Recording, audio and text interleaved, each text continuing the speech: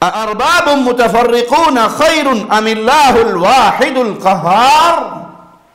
یوسف علیہ السلام اپنے جیل کے ساتھیوں کو پیغام توحید دے رہے ہیں، ان کو رب کا تعارف کروا رہے ہیں، ان کی فطرت سلیمہ کو آواز دے رہے ہیں۔ اَأَرْبَابٌ مُتَفَرِّقُونَ، مختلف رب، بہت زیادہ تراشے ہوئے الہ، بہت زیادہ بنائے ہوئے رب، ایک رب کو چھوڑ کر جنہوں نے بہت زیادہ رب بنا لیے ہیں۔ اَأَرْبَابٌ مُتَفَرِّقُونَ خَيْرٌ أَمِ اللَّهُ الْوَاحِدُ الْقَهَّارُ، تو یہ کافی سارے رب بہتر ہیں یا ایک اللہ واحد قہار پہ ایمان لانا بہتر ہے؟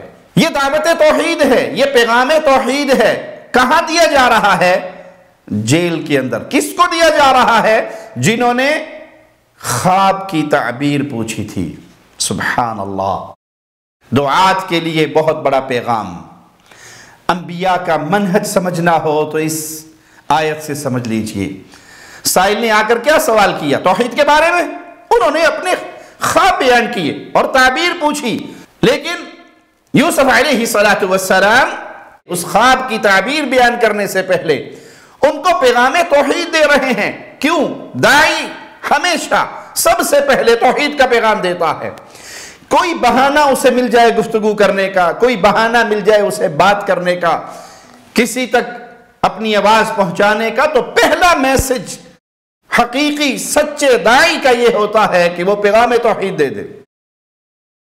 وہ دعات گمراہی کے دعات ہیں، وہ فتنے کے داعی ہیں جو اہل شرک کی مجلسوں میں جا کر توحید کا پیغام نہیں دیتے بلکہ ان کے شرک پہ راضی ہوتے ہیں، نعرہ حیدری یا علی مدد کو ٹھنڈے پیٹوں برداشت کرتے ہیں، وحدت امت کے جھوٹے تقدس کی چادر کے نیچے ان کے کفر اور شرک کو برداشت کرتے ہیں اور ان کو سلوٹ کرتے ہیں، ان کی تعظیم کرتے ہیں، انہیں حسینی قرار دیتے ہیں، انہیں اپنے جیسا قرار دیتے ہیں، اپنے سے افضل قرار دیتے ہیں، اپنے ہاتھ ان کے ہاتھوں میں دینے کا اعلان کرتے ہیں۔ یہ فتنہ پرور دعات ہیں، یہ مال اور دنیا کی شہرت میں اندھے ہو جانے والے دعات ہیں۔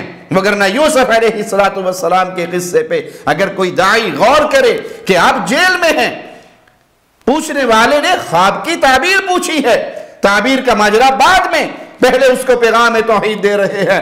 اَأَرْبَابٌ مُتَفَرِّقُونَ خَيْرٌ، بہت زیادہ پروردگار وہ بہتر ہیں، أَمِ اللَّهُ، یا ایک اللہ جو واحد ہے، جو قہار ہے، وہ بہتر ہے۔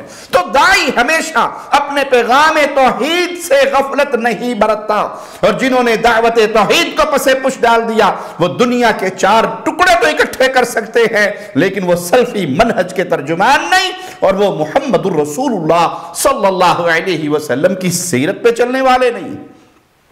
ہمیں تو شریعت نے درس دیا کہ سب سے پہلے پیغام توحید دے دیجئے۔ ہر لمحہ قرآن اور سنت کا ترجمان، فضیلت الشیخ توصیف الرحمان۔